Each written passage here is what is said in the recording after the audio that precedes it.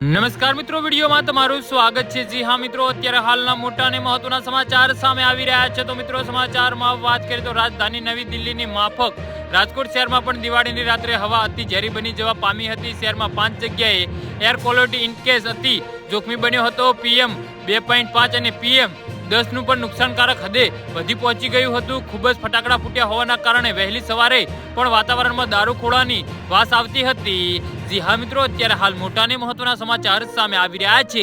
ગઈકાલે રાત્રે તો ફટાકડાનો ધુમાડો એટલો વધી ગયો જવા પામ્યો હતો કે લોકોની આંખો બળવા માંડી હતી।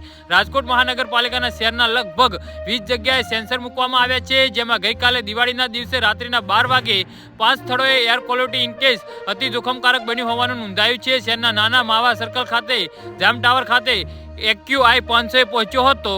જી હા મિત્રો, અત્યારે હાલ મોટા અને મહત્વના સમાચાર સામે આવી રહ્યા છે। આ ઉપરાંત કોર્પોરેશન ચોકમાં AQI 472, સોરઠિયાવાડી સર્કલ ખાતે 467 અને રામાપીર ચોકડી ખાતે 436 નોંધાયું હતું।